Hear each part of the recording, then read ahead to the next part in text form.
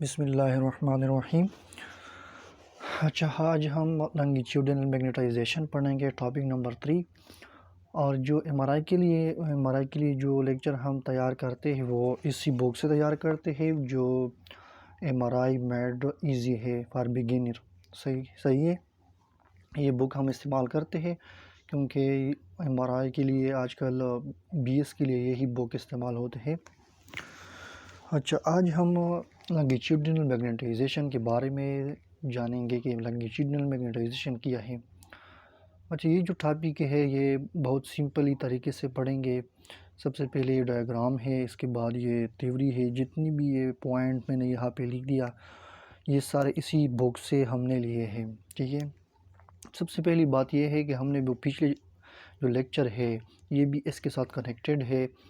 हमने वहाँ पे जब पेशेंट आया और पेशेंट मैंने मैग्नेटिक फील्ड यानी जो एमआरआई टेबल है उस पर हमने लेटा दिया और इसके बाद ये प्रोसेस वहाँ पे होता है, ठीक है। First of all longitudinal magnetization, इसके बाद जो है ट्रांसवर्स मैग्नेटाइजेशन। ओके, अब स्टार्ट करते हैं। जो सबसे पहली जो डायग्राम है, ये डायग्राम इसका मतलब ये है कि अगर एक प्रोटॉन है न्यूक्लियस के अंदर तो वो प्रोटॉन स्पिनिंग करता है, ठीक है। जो स्पिनिंग करता है एक प्रोटॉन हो तो ये स्पिनिंग है, एक की डायरेक्शन नहीं होता, रैंडमली डायरेक्शन, इसकी डायरेक्शन जो है वो रैंडमली होता है। इसके बाद जब पेशेंट लिटाया एमआरआई टेबल पे तो यहाँ पे हम क्या करता है 90 पल्स यानी आरएफ पल्स हम उस पर अप्लाई करते हैं, ठीक है। अच्छा, ये जो है ये डायरेक्शन, ये जो डायरेक्शन है क्लॉकवाइज एंड एंटी क्लॉकवाइज, ये है प्रोटॉन की डायरेक्शंस, ठीक है। जब हम इस पे एक्सटर्नल मैग्नेटिक फील्ड अप्लाई कर ले तो क्या होता है। जब इसी फर्स्ट सबसे पहले ये फर्स्ट डायग्राम है, what happen when proton align under the influence of external magnetic field. जब हम इस पे एक्सटर्नल मैग्नेटिक फील्ड अप्लाई कर ले तो प्रोटॉन का क्या हो जाता है।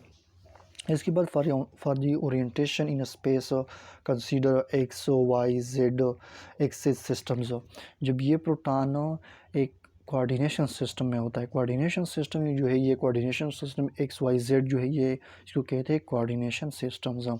जब ये कोऑर्डिनेशन सिस्टम हम ये प्रोटॉन जब हम कोऑर्डिनेशन सिस्टम में डालेंगे तो वहाँ पे हम 90 पल्स या आरएफ पल्स अप्लाई कर ले एक्सटर्नल मैग्नेटिक फील्ड, तो इस प्रोटॉन का क्या होता है, ठीक है। अच्छा देखो, external magnetic field is directed along Z axis. जो ये एक्सटर्नल मैग्नेटिक फील्ड हम इस पे अप्लाई कर ले तो इसी एक्सटर्नल मैग्नेटिक फील्ड का जो डायरेक्शन है ये अलोंग द जेड एक्सिस है, यानी from negative to side, from negative to positive side. ये नेगेटिव साइड है जेड एक्सिस की और ये जो है पॉजिटिव साइड है जेड एक्सिस की, ठीक है। जो एक्सटर्नल मैग्नेटिक फील्ड है इसकी directions along the Z axis है। अच्छा, इसके बाद conventionally Z axis of the patient as well as bar of the magnet. अच्छा, ये पॉइंट देखो, इसका मतलब ये है कि एक पेशेंट है, ये एमआरआई टेबल है, एमआरआई टेबल, और हमने यहाँ पे एक पेशेंट लिटाया, ठीक है। ये जो हमने पिछले वीडियो में एमआरआई कंपोनेंट जो पढ़े थे 5 कंपोनेंट्स, वहाँ पे हमने ग्रेडियंट कॉइल भी पढ़ा था और मैग्नेट भी पढ़ा था। और मैग्नेट जब चैप्टर नंबर 4 पढ़ेंगे तो वहाँ बार ऑफ द मैग्नेट हम पढ़ेंगे। इसके बाद bar of the magnet, bar of the magnet ये एमआरआई की मशीन की कंपोनेंट है मैग्नेट। और मैग्नेट के अंदर हम एक टॉपिक पढ़ेंगे बार ऑफ द मैग्नेट, क्योंकि असल में ये इसकी मैग्नेट की एक पार्ट्स है बार ऑफ द मैग्नेट।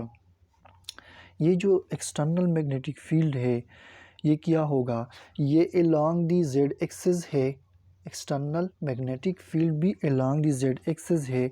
और जो बार ऑफ द मैग्नेट है, बार ऑफ द मैग्नेट, ये बार ऑफ द मैग्नेट भी अलोंग द पेशेंट है, यानी ये जेड एक्सिस है। इसके साथ पेशेंट के साथ ये जेड एक्सिस भी अलोंग एक्सिस होगा और बार ऑफ द मैग्नेट भी अलोंग पेशेंट होगा। ये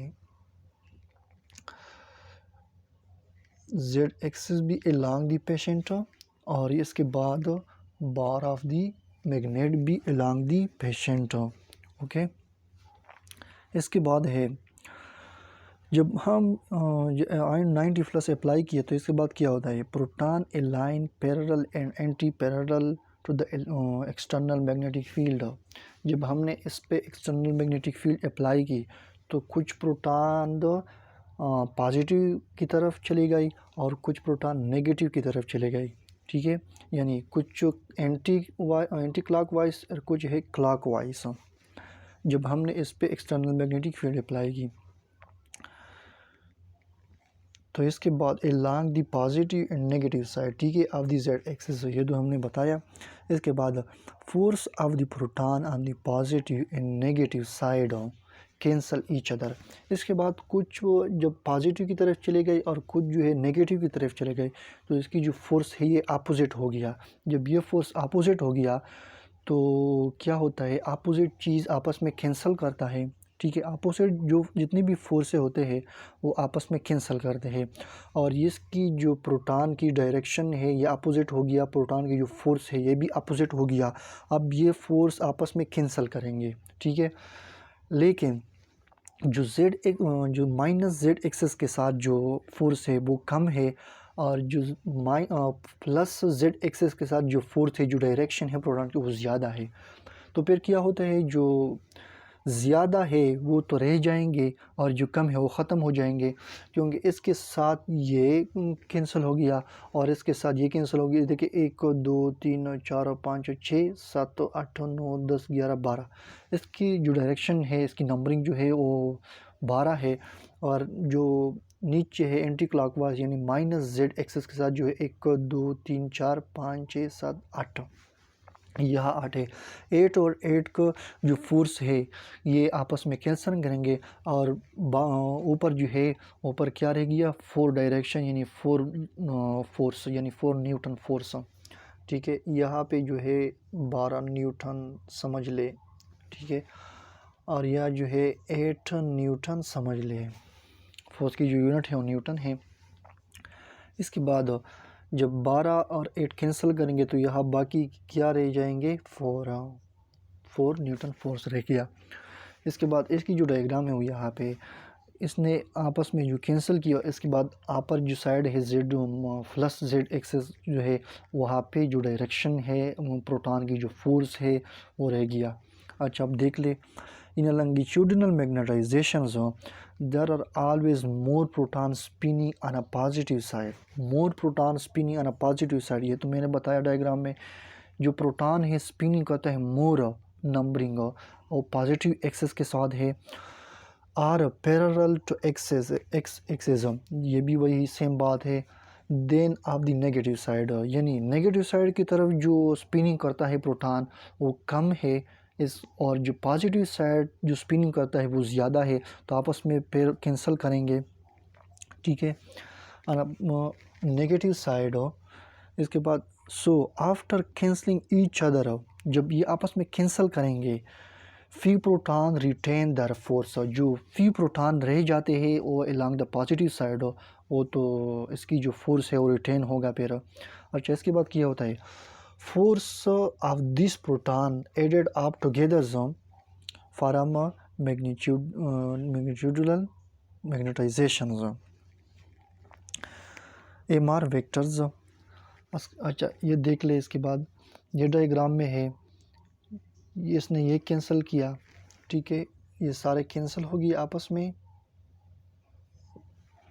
इसके साथ ये कैंसिल हो गया।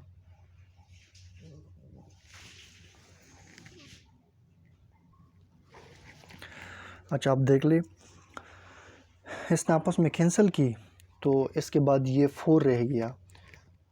12 से जो 8 न्यूटन फोर्स माइनस कर लोगे तो 4 रह जाएंगे, यहाँ पे 4 न्यूटन फोर्स रह गया। फॉर एग्जांपल इसकी जो डायरेक्शन है अलॉन्ग ये पॉजिटिव जेड, वो 4 रह गया। इसके बाद फिर क्या होता है, ये 4 फोर्स जो है 4 न्यूटन फोर्स ये आपस में टुगेदर होते हैं, आपस में टुगेदर यानी यकजा होते हैं। जब एक जगह होते टुगेदर होते हैं ये फोर्स टुगेदर क्यों होते हैं? क्योंकि इसकी anti clockwise anti opposite force नहीं रह जाता। ठीक है, जो अपोजिट फोर्स है वो तो कैंसिल हो गया। इसके बाद सिर्फ ये एक ही डायरेक्शन में जो फोर्स है वो रिटेन है। अब इसके बाद जो एक ही डायरेक्शन में फोर्स होता है तो इससे एक लार्ज मैग्नेटिक वेक्टर बन जाता है, लार्ज मैग्नेटिक वेक्टर। और ये जब ये आपस में टुगेदर हो गया तो इसके बाद ये थर्ड डायग्राम देख ले, ये एक लार्ज मैग्नेटिक वेक्टर्स, इसको कहते हैं मैग्नेटिक वेक्टर्स। ये असल में फोर्स मैग्नीट्यूड जो है वो रिप्रेजेंट करता है इस पे जो है। ठीक है, इसके बाद ये देख ले अब, so after cancelling each other, जब आपस में कैंसिल किया, few proton retain their force, जो फ्यू प्रोटॉन है उसकी जो फोर्स है वो रिटेन है अभी तक। Force of this proton added up together, जो कुछ प्रोटॉन है इसकी जो फोर्स है ये आपस में एडेड हो गया, टुगेदर हो गया, फॉर्म अ मैग्नेटिक वेक्टर, इससे एक मैग्नेटिक वेक्टर बनाया। वो जो मैंने बताया ये magnetic vector along the Z axis, वो क्या है एलॉन्ग दी जेड एक्सिस भी बना दिया। This is called longitudinal magnetization. जो अभी ये प्रोसेस में हमने बयान किया, जो अभी प्रोसेस जो हमने डिस्क्राइब किया इसको कहते हैं लॉन्गिट्यूडिनल मैग्नेटाइजेशन। ओके, इसके बाद जो असल में इसकी फिर देख लीजिए रीकैप दोबारा हम जल्दी से करेंगे। ये क्लॉकवाइज एंटी क्लॉकवाइज प्रोटॉन जब हमने 90 पल्स अप्लाई की तो कुछ प्रोटॉन पॉजिटिव की तरफ, कुछ प्रोटॉन नेगेटिव की तरफ चली गई। जब पॉजिटिव और नेगेटिव की तरफ चले गई तो क्लॉकवाइज और कुछ एंटी क्लॉकवाइज।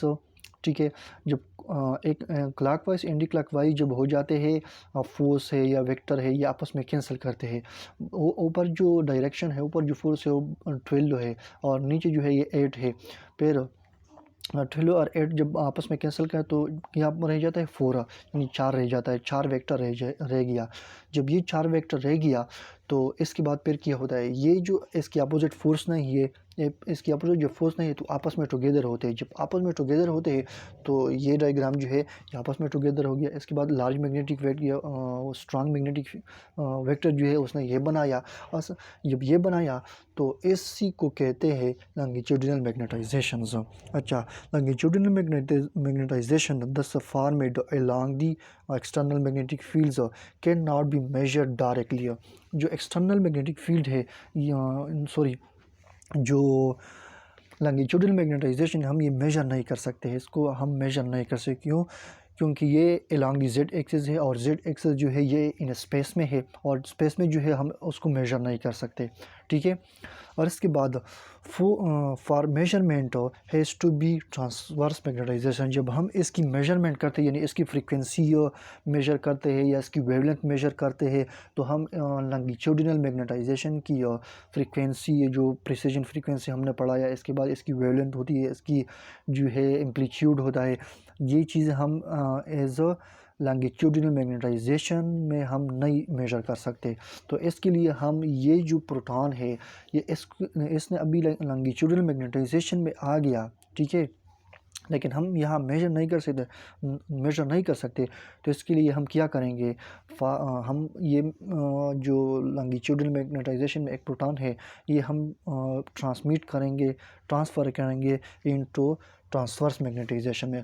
और फिर जब ट्रांसवर्स मैग्नेटाइजेशन में चला जाएगा तो वहाँ पे हम फ्रीक्वेंसी भी इसकी मेजर कर सकते हैं, इसकी वेवलेंथ भी मेजर कर सकते हैं और इसकी एम्पलीट्यूड भी मेजर कर सकते हैं। जितनी चीज़ें हैं, जितना रिक्वायर्ड चीज़ें हैं वो हम ट्रांसवर्स मैग्नेटाइजेशन में मेजर कर सकते हैं। ठीक है, ये है जो चैप्टर नंबर 1 की टॉपिक नंबर 3 लॉन्गिट्यूडिनल मैग्नेटाइजेशन। इसके बाद हम पढ़ेंगे ट्रांसवर्स मैग्नेटाइजेशन। ओके।